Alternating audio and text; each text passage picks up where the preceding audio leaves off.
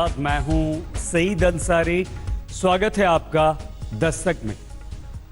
भारत माता की जय महज दोस्तों एक नारा नहीं है, यह आजादी का सबसे बड़ा जज्बात और देशभक्ति की सबसे बड़ी हुंकार है। आज प्रधानमंत्री नरेंद्र मोदी के एक बयान पर हंगामा मच गया, जिसमें उन्होंने भारत माता की जय को लेकर इशारों ही इशारों में पूर्व प्रधानमंत्री मनमोहन सिंह पर निशाना साधा है। आप भी देखिए कि भारत माता की जय का नारा कैसे पिछले 147 सालों से हमारे देश को झकझोरता रहा है। भारत माता के, भारत माता के, भारत माता के। जिस नारे में राष्ट्रवाद की संजीवनी है, जिस नारे को उछालकर आजादी के दीवानों ने अंग्रेजों से लोहा लिया था, जिस नारे ने अंग्रेजी दास्तां के खिलाफ पूरे मुल्क को एक बंधन में बांध दिया था, वो नारा है भारत माता की जय। भारत माता की, मेरे साथ बोलिए, भारत माता की, भारत माता की, भारत माता की, भारत माता की। अंग्रेजों के खिलाफ जंग में भारत माता की जय धड़कनों में नई आग बोती थी। बदलते वक्त के साथ वोट की जंग में भी इसका इस्तेमाल होने लगा। भारत माता की। लेकिन वो पवित्रता बनी रही, जिसको लेकर 1873 में किरण चंद्र चट्टोपाध्याय ने इसका पहली बार उद्घोष किया था। प्रधानमंत्री मोदी ने भारत माता की जय के जरिए विपक्ष पर निशाना साधा है। पीएम को बहुत धक्का लगा है कि लोग भारत माता की जय को भी मुद्दा बना देते हैं। बीजेपी संसदीय दल की बैठक में रखे उनके विचारों को लोगों के सामने पेश किया संसदीय कार्य मंत्री प्रहलाद जोशी ने। जैसे हमारा फ्रीडम स्ट्रगल में हुआ था, देश हित और दल हित का एक इशू तब भी आया था, ऐसे आज भी कई दल देश हित और दल हित सुप्रीम मान रहे हैं, लेकिन भारतीय जनता पार्टी के कार्यकर्ता, भारतीय जनता पार्टी के एमपी, भारतीय जनता पार्टी के जनप्रतिनिधि देश हित सर्वोपरि मानना चाहिए। जैसे तब वंदे मातरम इशू बनाया गया था, आज के दिन में भारत माता की जय भी एक इशू बनाने का कोशिश चल रहा है। प्रधानमंत्री इसके लिए चिंता व्यक्त की। माना जा रहा है कि प्रधानमंत्री मोदी का तंज पूर्व प्रधानमंत्री मनमोहन सिंह की तरफ है। मनमोहन ने 10 दिन पहले ही एक किताब के विमोचन के मौके पर उन असामाजिक तत्वों पर उंगली उठाई थी जो भारत माता की जय बोलकर समाज को अस्त व्यस्त करते हैं। And the slogan of Bharat Mata Ki Jai are being misused to construct a militant and purely emotional idea of India that excludes millions of residents and our citizens. कभी गोरक्षा के नाम पर, कभी धर्म रक्षा के नाम पर, तो कभी राष्ट्रवाद के नाम पर उन्माद की ऐसी हवा चलती है जिसमें उड़ाए जाते हैं भारत माता की जय के नारे और नफरत का निशाना बनता है कोई कमजोर आदमी। भारत हम सबका देश है, पर भारत माता और तिरंगा, इसका किसी भी तरह से किसी भी राजनीतिक दल, किसी भी व्यक्ति को एक उन्माद फैलाने के लिए, तनाव और टकराव लाने के लिए समाज में दुरुपयोग नहीं करना चाहिए। भारत माता की जय पर बीजेपी की शिकायत रहती है कि विपक्ष इसका अनादर करता है, और तब उदाहरण के रूप में वो पेश करती है असदुद्दीन ओवैसी को। मैं नहीं लगाता नारा, क्या करते आप? मेरे गले पे छुरी भी रख देंगे तो नहीं बोलूंगा मैं, क्योंकि हिंदुस्तान के कॉन्स्टिट्यूशन में कहीं पर भी लिखा हुआ नहीं है भारत माता की जय बोलना।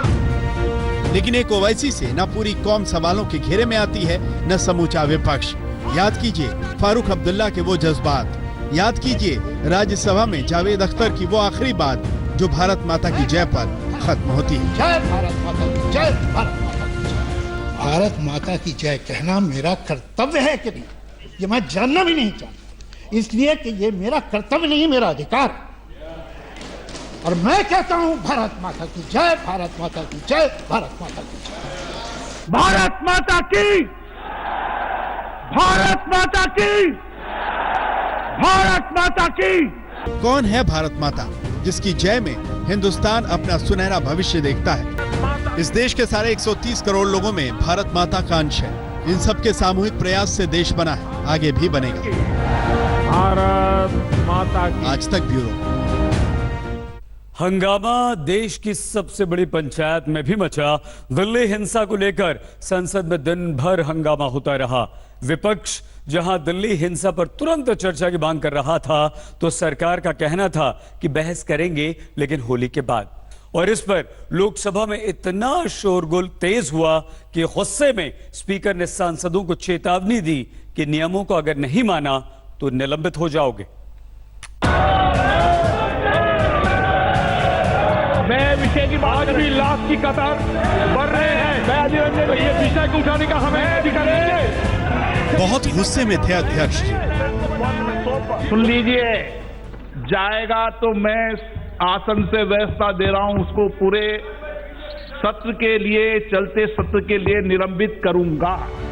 इतने गुस्से में कि अनुशासन तोड़ने वाले माननीय सांसदों को सीधे पूरे सत्र के लिए निलंबित करने की चेतावनी दे दी, एक बेहद सख्त हेडमास्टर की तरह।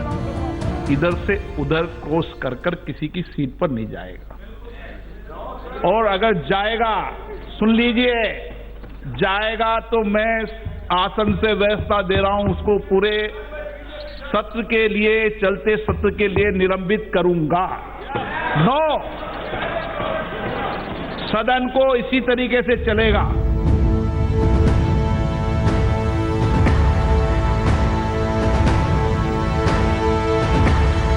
उत्तर पूर्वी दिल्ली में हिंसा की लपटें तो शांत हो गई हैं, लेकिन उस पर मची राजनीति की हंगामा खेज आग में संसद के दोनों सदन सुलगते रहे।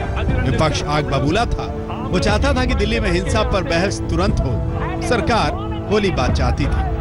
लोकसभा में तो आज की कार्यवाही शुरू भी नहीं हुई थी कि विपक्ष पूरे हंगामे की मुद्रा में उतर आया। विपक्षी सांसदों के हाथों में बैनर पोस्टर थे। उससे स्पीकर ओम बिरला काफी खफा थे। सदन में जो हुआ, प्ले कार्ड भी लेकर नहीं आना है, बैनर लेकर नहीं आना है। संसद की मर्यादा इस तरीके से चलाना चाहते हो क्या?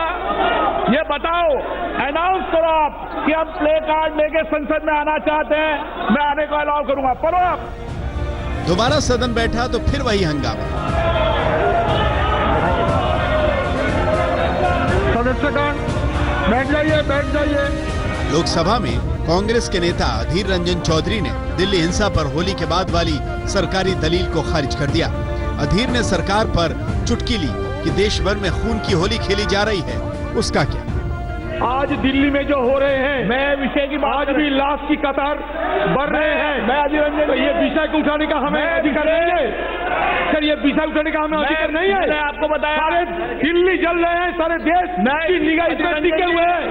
ये विषय को रखने का हमें मौका देने के लिए हम आपसे गुजारिश किए हैं।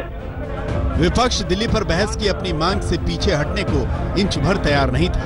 सरकार तुरंत बहस को तैयार नहीं थी। स्पीकर अनुशासनहीनता के हवाले से कोई मुरव्वत देने को तैयार नहीं थे। ऐसे में लोकसभा में बवाल इतना बढ़ा कि दोपहर 2:20 पर सदन को दिन भर के लिए स्थगित कर दिया गया। और सारे सदन की कार्रवाई 12 बजे तक के लिए स्थगित की जाती है। लोकसभा की तरह ही राज्यसभा में भी इतना हंगामा हुआ कि वहां भी सदन की कार्यवाही स्थगित करनी पड़ी। जब सरकार से कोई पूछता है तो स्टेटमेंट आते हैं कि सब हालात सामान्य हो गए। जब डिस्कशन की बात आती है तो कहते सामान्य नहीं हुए। तो या सामान्य हालात हुए हैं या नहीं हुए हैं, तो फिर डिस्कशन होनी चाहिए। संसद में सोमवार को जैसा हंगामा था वैसा ही मंगलवार को भी हुआ, चाहे सदन के भीतर हो या बाहर। आम आदमी पार्टी के सांसदों ने सदन के बाहर बैनर पोस्टर के साथ सरकार पर हमला बोला। जवाब बीजेपी की तरफ से भी आया। सुप्रीम कोर्ट से जांच कराओ, जांच कराओ, जांच कराओ, दंगों की न्यायिक जांच कराओ, जांच कराओ, जांच कराओ, केंद्र सरकार होश में आओ, होश में आओ, होश में आओ। The government is ready for a complete, full debate, frank debate on the 11th, the day House reassembles after Holi. आम आदमी पार्टी इस पूरे मामले में न्यायिक जांच की मांग पर अड़ी। जीपीसी बनाने की मांग अलग से, ऊपर से दिल्ली में हिंसा भड़काने का आरोप जिस कपिल मिश्रा पर लगा है उसको Y+ सुरक्षा भी विपक्ष को खल गई। लेकिन देश की नुमाइंदगी करने वाले ये सांसद ये नहीं सोचते कि 1 मिनट की सदन की कार्रवाई चलाने में 2.5 लाख रुपए का खर्च आता है। ऐसे में अगर दोनों सदनों की कार्रवाई 6 घंटे तक नहीं चली तो 9 करोड़ रुपए स्वाहा हो जाएंगे। आप चर्चा करें, महत्वपूर्ण बिल है। जिस तरह सरकार झुकती नहीं और विपक्ष दिखता नहीं, उसमें आने वाले दिन में भी कोई अच्छे आसार नहीं दिखाई देते। मौसमी सिंह के साथ जितेंद्र बहादुर सिंह, दिल्ली आज तक। दिल्ली में हिंसा फैलाने के मामले में आरोपी और पुलिस पर पिस्तौल तानने वाले शाहरुख को पुलिस ने गिरफ्तार कर लिया है। लेकिन सवाल यह है कि वो ताहिर हुसैन कहां है जो दिल्ली हिंसा की साजिश का मास्टरमाइंड हो सकता है। इस बीच पुलिस को शाहरुख की पूरी कुंडली मिल गई है कि कैसे इसने अपने घर में फैक्ट्री चलाने वाले मुंगेर की पिस्तौल खरीदी। पुलिस अपने रिमांड में लेकर शाहरुख से पूछताछ कर रही है। ये तस्वीर तो याद होगी आपको, पुलिस वाले पर बंदूक तान देने वाला शाहरुख। इसके बाद दिल्ली में फैली नफरत की वो आग जिसमें कई घर भस्म हो गए, कई जिंदगियां मौत में बदल गईं, कई रोजी रोटी बर्बाद हो गईं। इधर दिल्ली झुलसती रही, उधर शाहरुख फरार हो गया था। अब 8 दिन बाद वो गिरफ्तार हुआ है। शाहरुख को फिलहाल गिरफ्तार कर। शाहरुख गोली क्यों चलाई? आप देख पा रहे हैं यहाँ पर ये जो मौजपुर में गोली चलाई थी जिस शख्स ने, वो यहाँ पर खड़ा है। शाहरुख पठान इसका नाम है। गोली क्यों चलाई थी आप देख पा रहे हैं यहाँ पर। और लगातार ये कुछ भी कैमरे के सामने नहीं बोल रहा है और फिलहाल इसको गिरफ्तार कर लिया है शाहरुख को। 24 फरवरी को दिल्ली की सड़कों पर गोलियां बरसाने वाला शाहरुख गिरफ्तार हो गया है। 24 फरवरी को जाफराबाद में उपद्रवी शाहरुख की ये हिमाकत कई कैमरों में कैद हुई। ये गोली चला रहा है, इसके हाथ में गन है, लाल शर्ट वाले के हाथ में देखो लोड कर रहा है ये गन। ये सबसे आगे जो लाल शर्ट वाला खड़ा हुआ है ये देखो ये गन लोड करते हुए आ रहे हैं। दिल्ली की सड़कों पर उसकी सरेआम गुंडागर्दी सबने देखी, लेकिन पुलिस कुछ कर पाती उससे पहले ही वो फरार हो गया। अब पकड़ा गया तो दिल्ली के 118 किलोमीटर दूर शामली में शाहरुख अपने दोस्त के घर छुपा था। लेकिन जिस तरह पहले दिन से ही पुलिस ने उसको पकड़ने की ठान ली थी, इसमें उसका बचना असंभव था। दिल्ली से यहाँ घूमता हुआ नॉर्थ प्लेस पहुंचा था। ये कहता वहाँ पार्किंग में सोया था गाड़ी में। उसके बाद ये बता रहा है कि जलंधर गया था, जलंधर में किसी दोस्त के पास जाना था, नहीं गया, वहाँ से बरेली चला गया, फिर वहाँ से शामली किसी दोस्त के पास आ गया और वहाँ हमने ये ठिकाना चेंज करना था, बस स्टैंड की तरफ जा रहा था। ये बस स्टैंड से पकड़ा इसको, शामली बस स्टैंड से। अब कुछ सवाल हैं जिनका जवाब शाहरुख देगा और जिससे हिंसा की कई परतें खुलेंगी। शाहरुख के साथ हिंसा भड़काने में और कौन कौन लोग थे? इस साजिश के पीछे मास्टरमाइंड कौन था? इसके लिए और क्या क्या तैयारी की गई थी?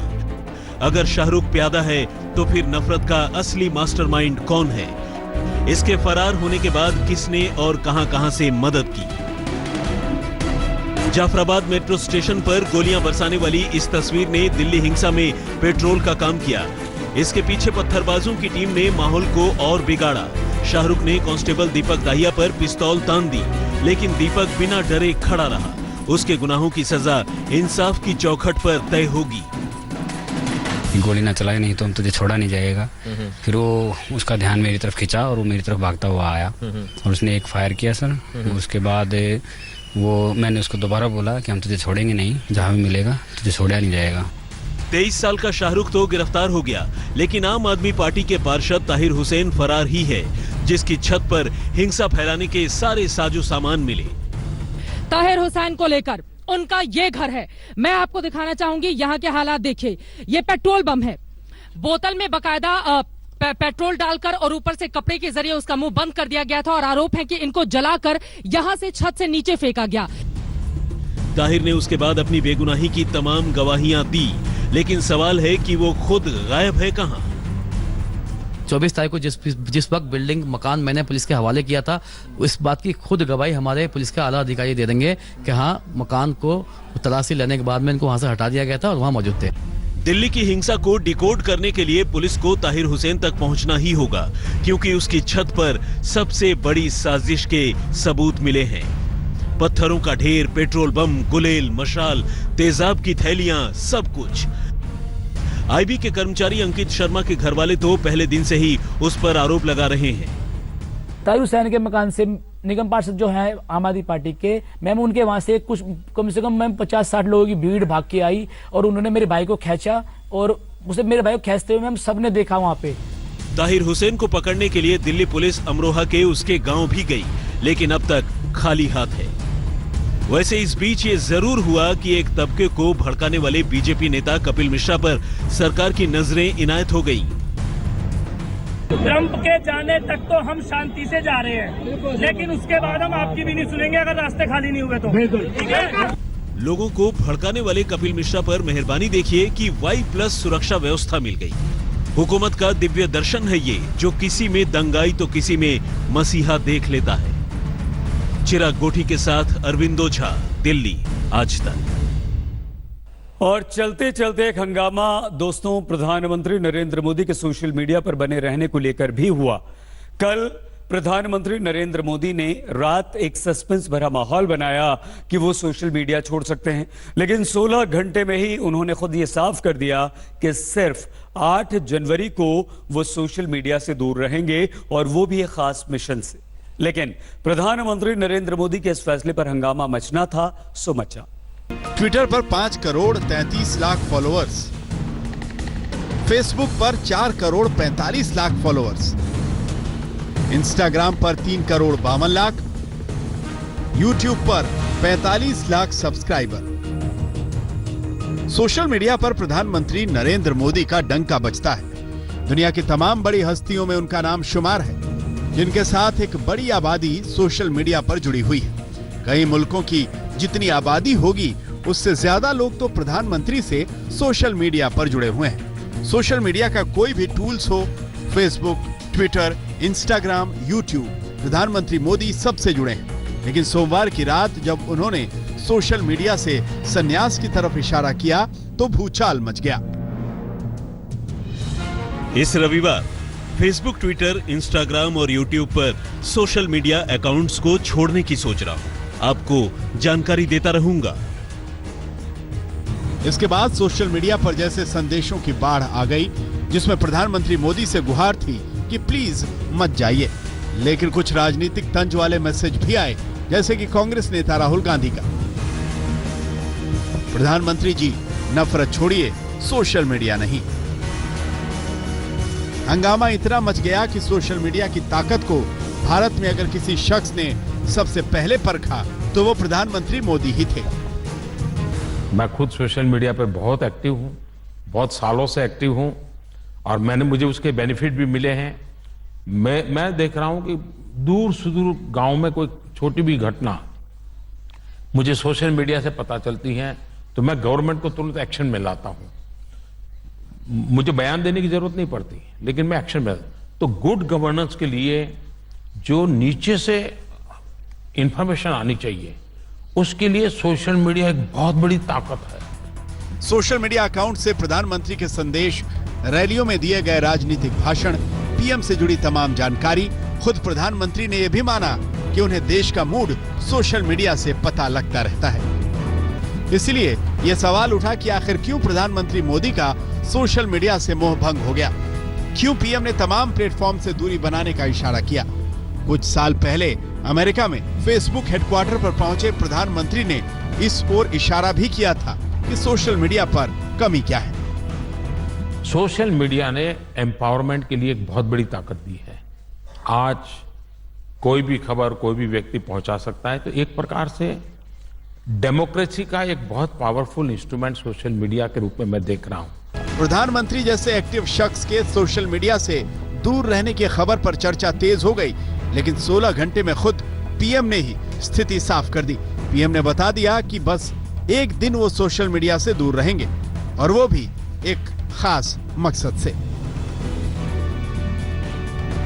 इस महिला दिवस पर मैं अपने सोशल मीडिया अकाउंट्स उन महिलाओं को समर्पित कर दूंगा जिनकी जिंदगी और जिनका काम हम सभी को प्रेरित करता है। इससे ये महिलाएं लाखों लोगों का हौसला बढ़ाने में मदद कर सकेंगी। पीएम मोदी के सस्पेंस हटाने के बाद राहुल ने भी ट्वीट किया, जब भारत में इमरजेंसी के हालात हों तो अपने सोशल मीडिया अकाउंट का मजाक बनाकर देश का वक्त बर्बाद मत कीजिए। कोरोना की चुनौती से निपटने के लिए प्रत्येक हिंदुस्तानी को तैयार कीजिए। इतना तो साफ है कि प्रधानमंत्री सोशल मीडिया पर एक्टिव रहेंगे। जाहिर है 16 घंटे के रोमांच, ड्रामे और सस्पेंस के बाद सियासत अभी और चलेगी। आज तक ब्यूरो। दर्शक में आज के लिए बस इतना ही। दोस्तों, अपना बहुत ख्याल रखिएगा। देखते रहिए आज तक।